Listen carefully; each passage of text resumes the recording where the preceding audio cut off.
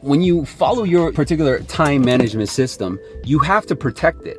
Because like I said at the very beginning, one of the rules that you should follow is that before you leave for the day, and the reason why I have a 48-hour window is because my next day should be literally 30% accounted for, right? Everything from, okay, I got an appointment here, I got an appointment there.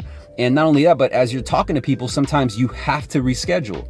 And so you're looking at your other calendar, but ultimately, by you having managed time, you're gonna sound more important. You're gonna sound more exclusive. And unknowingly, the people who are engaging with you, they feel the importance, right? Like, oh, okay, you can't meet with me until 2 and 3 tomorrow, or 5 and 6.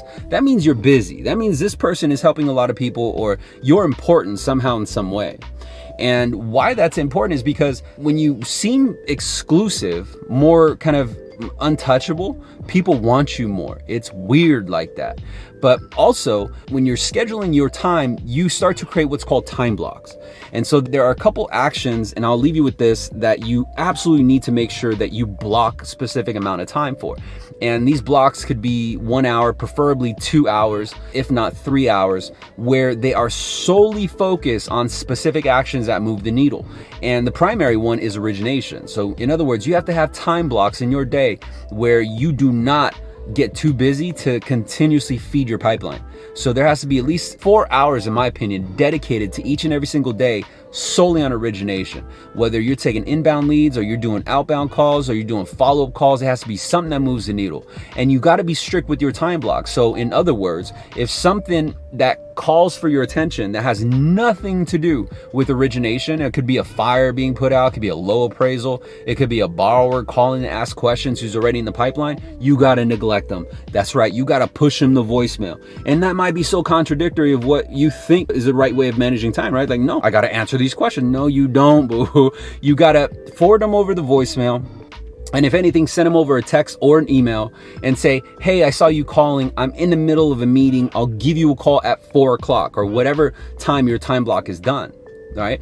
And it's very important because what happens is if you allow them to penetrate and infiltrate your call block, your focus becomes distracted and then put into a different direction that is not going to help you keep moving the needle. And the next thing you know, you fell behind. A second factor is that another time block, for example, could be pitching. It could be solely selling. And that's part of your origination time block, right? So maybe you can have 2 hours of originating and then 2 hours block for closing. This is for pitches, for, solely focused on working up deals, structuring deals, pitching deals, etc.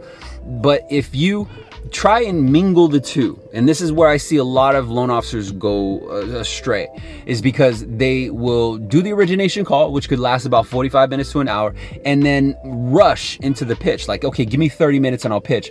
I often say sometimes in my content that you shouldn't do that because number one, they're distracted. They may not necessarily be ready. The other decision maker isn't present. There's so many reasons. But another key reason is you are not ready, because what you're doing is you're rushing it in. So you can never really gauge if the call's gonna be 45 to an hour long, right? And you might be like, but D, I thought you said your time blocks is meant for origination and closing. Well, yeah, but you got to separate the two. So if this 2 hours for origination, it has nothing to do with working up deals, has nothing to do with pricing out deals, has nothing to do with structuring them, it has nothing to do with follow-up or pitching, right? Your 2 hour time block, which predominantly should be in the early part of the day, is solely focused on building up for your closed time block. So you're taking prospects through this filtration process where you're originating and preparing it for the close.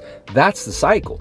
But if you're going at it where you're trying to mingle the two, your efficiency is going to be off because now you're in a rush. Now you're like, hey, I got 30 minutes. And then you ever run behind on time? And I'm sure you do if you have poor time management skills, where you're like, all right, let me just go ahead and do it real quick. But oftentimes you know that you did a piss poor job because you rushed through it. Well, that's what happens with our pitch. Why would we sacrifice 45 minutes to an hour of our time just to give a half-ass pitch and demonstration? And we sacrifice all that. We leave it up to chance. And the chances are you're not going to effectively close that person.